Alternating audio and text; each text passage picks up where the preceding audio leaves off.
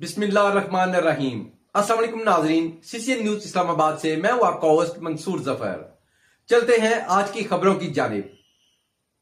फ़लस्तीनियों से इज़हार यकजहती के लिए सदर आसफ अली ज़रदारी और वज़ीर आज़म मोहम्मद शहबाज शरीफ की मेज़बानी में ऑल पार्टीज़ कॉन्फ्रेंस का इनेकाद।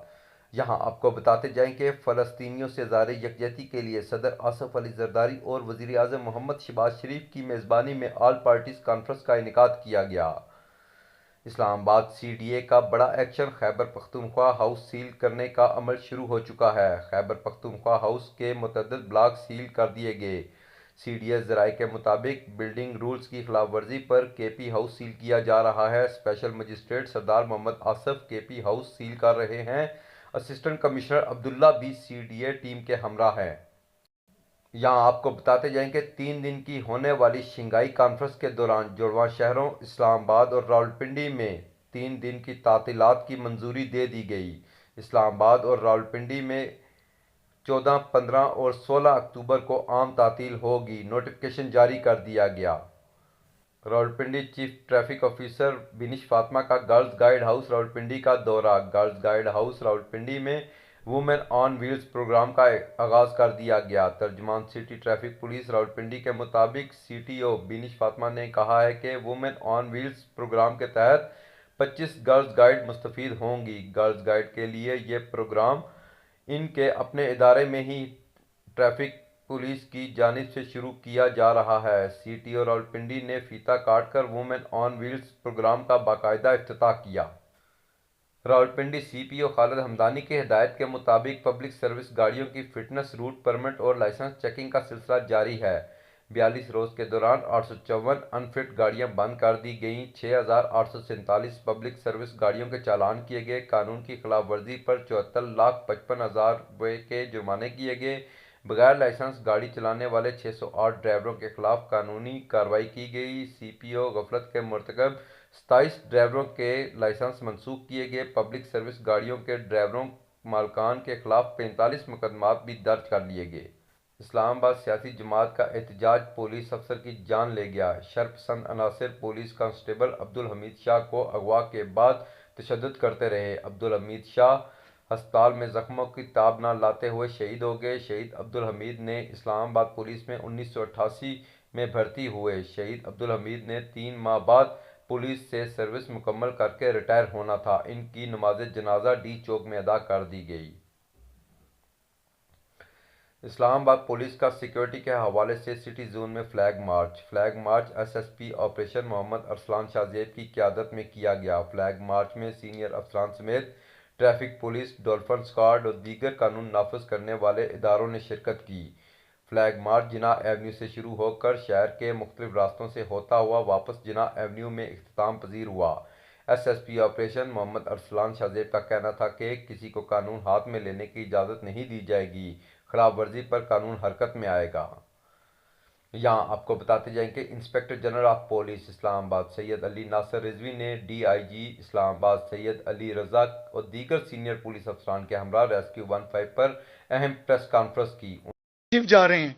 अब हम इस्लामाबाद के अंदर, मैं आपको बता रहा हूं, इस्लामाबाद के अंदर जो हाइड आउट्स हैं, इस्लामाबाद के अंदर जो उनकी वो जगह हैं जहां से ये निकलते हैं, वहां पर जा रहे हैं। क्यों हम इंतजार करेंगे? They will come and they will attack on us. उन्होंने कहा कि इस्लामाबाद पुलिस के लिए एक गमगीन दिन है। हमारा एक जवान जो कि एक बेटी और 2 बेटों का बाप था वो शहीद हुआ है। इस्लामाबाद पुलिस के 31 अफसरान और जवानों को जख्मी किया गया। उन्होंने मजीद कहा कि रियासत पाकिस्तान और इस्लामाबाद पुलिस से ये वादा करती है कि वो अपने शहीद के कातलों को कैफरे किरदार तक पहुँचाएगी। आईजी इस्लामाबाद ने मजीद कहा कि अभी तक 878 शरपसंद को गिरफ्तार किया जा चुका है, जिनमें 100 गैर मुल्की बशिंदे भी शामिल हैं।